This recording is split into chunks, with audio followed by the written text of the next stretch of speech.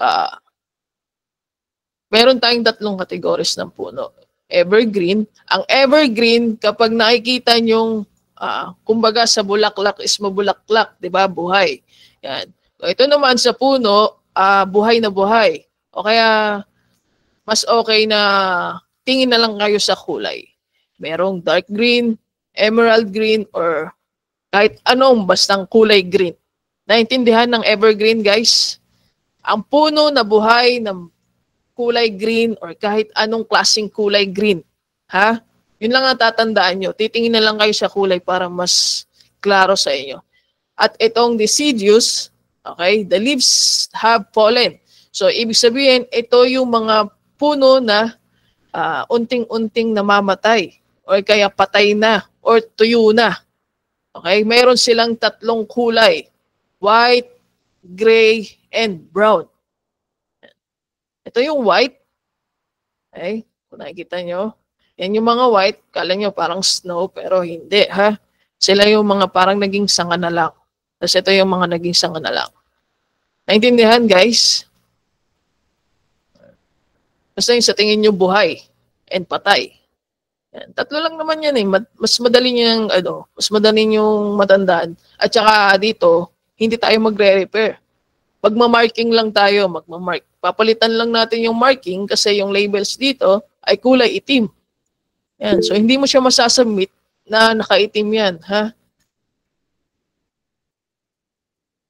Para hindi kayo nalilito, sundin nyo lang yung kulay. Ha, guys, Tapos, yung pangatlo naman, yung mix, kapag pinagsama si evergreen at si deciduous. Ha? Kapag pinagsama sila or na-combine sa isang area. So, paano gawin yun? Ito, sample. So, kapag click mo yan, isang kulay na yan, ha? Mix na yan, guys. Matic na yan.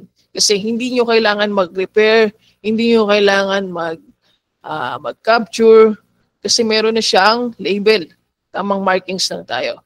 Bakit ito naging mix? Kasi kung titingnan nyo, merong mga buhay na green, tas may halong patay, tas yan din, may halong patay. Ayan. Okay? So, nagigets ba, guys? Ayan din, kulay green. Ito, buhay. Tapos, the rest dito is patay. Ayan. So, sila yung mix na puno. Tapos, again, punta naman tayo dito sa isa. Ayan. Sa mga isa-isang puno.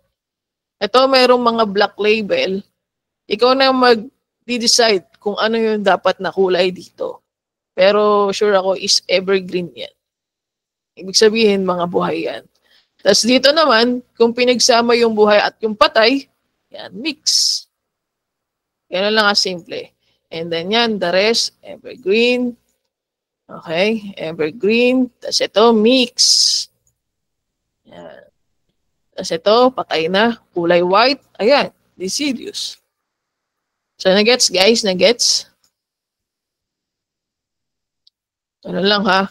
Tapos dito, hindi nyo na ito kailangan, hindi. Kung wala naman talagang puno dito, pwede nyo yan i-delete ha. So mga ganyan lang.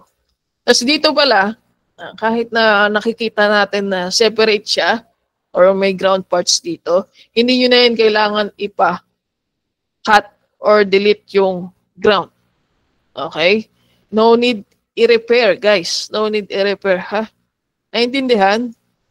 Hindi natin kailangan mag-repair ng puno na kagaya niyan. Kung ano yung kulay dito at yung label ni AI, yun na ang susundin nyo. Tamang palit lang tayo ng category. Pero meron dyan mga isa-isa. Ayan. Patay, patay, patay. Ayan. Patay, patay, patay, patay. Yung mga ganyan lang. Ha? Ayan. Instead na nag-iisip kayo kung anong markings para dun sa puno na yun, basta guys, ang evergreen ay para lang sa mga kulay green na puno. Ha? Para hindi kayo nalilito. Na, kunwari, ito, feeling ko buhay ito. Pero iba lang yung puno. Okay? So, lagay nyo pa rin ng deciduous. Ha? Yan, ganyan lang. Okay? Wala lang, makikita Wala na kayong makikita ditong missing na ano, ha? Na puno. Lahat yan meron ng markings. Kulay itim nga lang. Kasi nagawa na rin natin do before. Na-capture na rin natin lahat ng single trees. So, na-gets guys? Na-gets ba? Ayan, again, mix. Tapos yung isa-isa dito, yan, patay na. Para hindi kayo nalilito, ha? Yan, patay na. Tapos dito, puro patay. Kasi ito, feeling ko parang buhay ito mga to. Kapag, alam niyo yung malago yung puno, malago yung leaves. Yan. Ito, fake. Pwede yan i-delete, ha? Kasi alangan naman kulayin natin yung kotse, di ba? So, pwede yan siyang i-delete. Fake trees. Hindi na kailangan mag-label, ha? Palit lang ng kulay. So, nakaintindi ba lahat? Naintindihan nyo? About median, paano pagkuha sa different types of median kasi isa lang. John Mark, since isa lang ang categories natin, so yung tatlong kind ng median ay kasama na dun sa median markings. Okay? Include na to. Yung number 5 kasama na dito si painted, si race, and si vegetation. Ganun lang ng mga simple, ha? And then, meron tayong attendance, ha? Yung mga attendance lang ang iloload natin sa tab na to.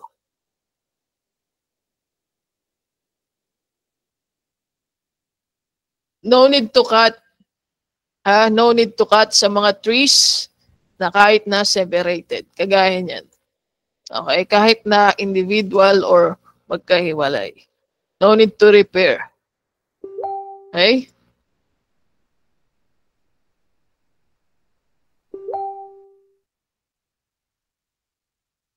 Tingin na lang kayo sa kulay, guys. Ayan, ha. Checkers, ha. Ayoko may makakitang mga nagpapa-exclude sa inyo.